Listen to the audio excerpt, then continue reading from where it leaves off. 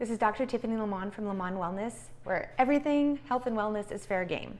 And so today I am going to be making the healthiest version I can come up with of chocolate milk. So this was prompted when I had a lot of questions from patients about whether or not chocolate milk was a good recovery drink.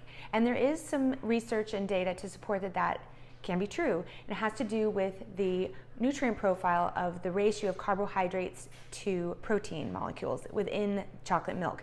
Happens to have a good ratio for recovery.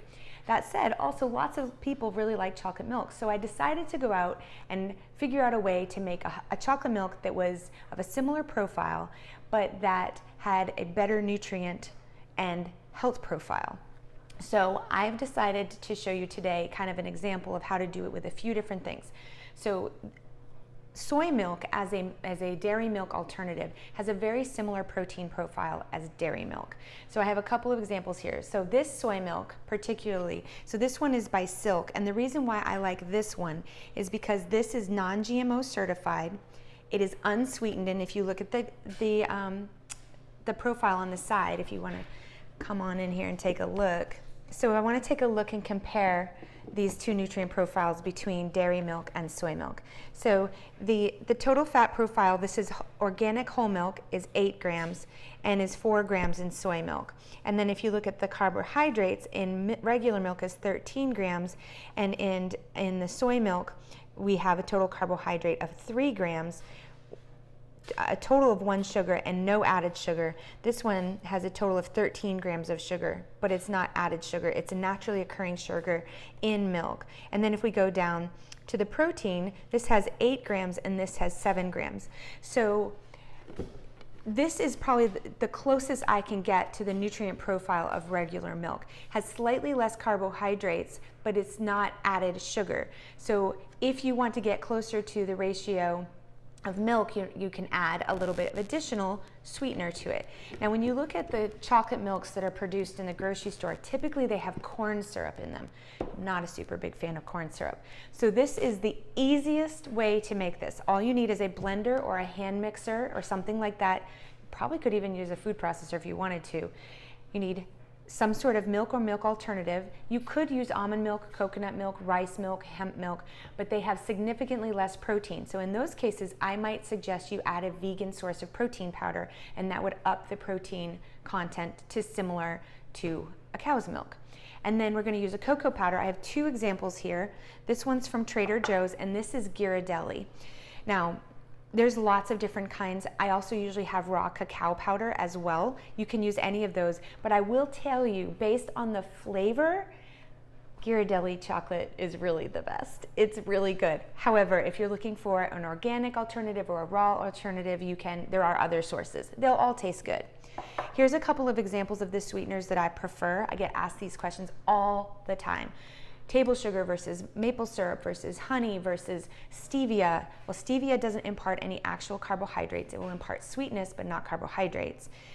Honey is my preferred sweetener, and the reason why is specifically raw honey, if you can get it, and this one is not raw, but it's organic, so if you can get a combination of raw and organic, that's really ideal. But honey is a very interesting food. It's really the only food on the planet that doesn't spoil. And what I mean by that is that they've looked in Egyptian tombs and found honey still intact. And so every other food on the planet is meant to spoil. So there's something kind of magical about honey. Maple syrup is made from a maple tree where they condense it down, and it imparts its own flavor. This particular one is a grade A, but if I might impress my own opinion, I think that grade B maple syrup actually tastes better. It has a little bit of a smoky flavor, but not everybody likes grade B maple syrup. And then that can be it. But if you wanted to jazz up your chocolate milk a little bit of cinnamon is a good option. Cinnamon is a pretty decent natural anti-inflammatory, so that's a good option. You could turn it in with some extract. You could up the flavor a little bit, so some vanilla extract. This is orange extract. Makes it taste a little bit like a chocolate-covered orange. Again, it's just perfect personal preference. So what I'm going to do now is I'm going to start to make it, and as most people know, I never measure anything, but for your benefit, I'm going to make an effort to measure, and then we're going to see what the actual measurements come out with. And then I'll do an analysis of the protein, the nutrient content, and I'll post that at the end of the video. So this is going to be very simple. We're going to take 1 tablespoon of honey. I'm going to stick my finger right in it because honey's sticky. And then of course you have to lick off what's remaining on your finger. It's a rule, I think. 1 tablespoon of cocoa powder. And if I can't spill it with this measuring cup, 1 cup of soy milk, unsweetened soy milk. Organic, non-GMO, unsweetened soy milk. Now we're just going to kind of blend it together in my Vitamix.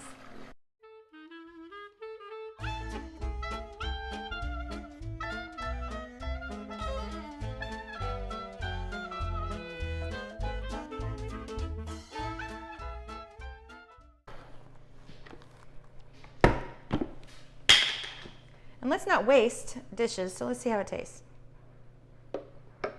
We'll drink right out of the measuring cup. Why not? I really like it. However, most people like their chocolate milk sweeter than I do. This has a very dark chocolate taste.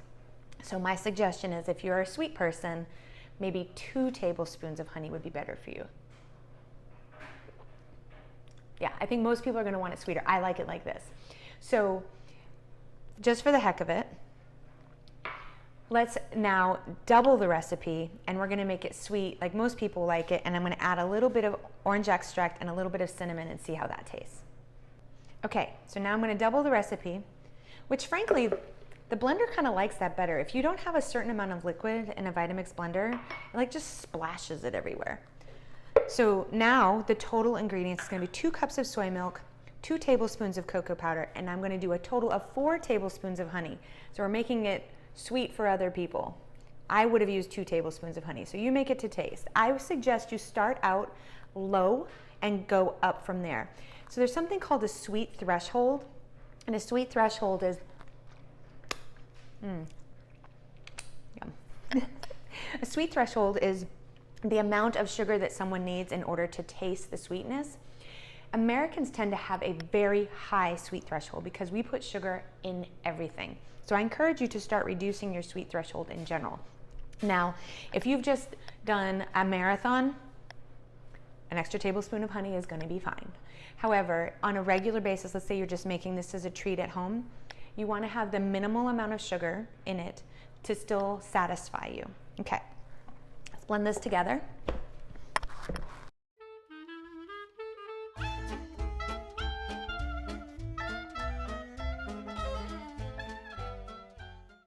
You know what I forgot?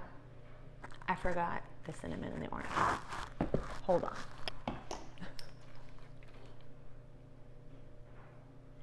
So I'm doing like 1/4 teaspoon of orange extract. And I'm not going to measure it, but we're going to say something similar, like 1/4 teaspoon of cinnamon, like a shake of cinnamon.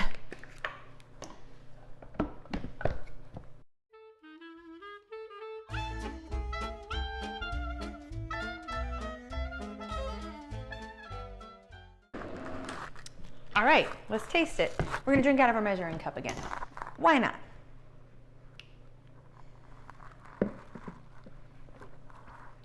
Yum. That's really good. I really like the orange extract in it, and the cinnamon is a nice touch. We should get a taste test by someone else. But since I'm here alone, we're just gonna do it with me. It's delicious. So I'll include the ingredients and the description down below, and I'll give you a nutrient profile.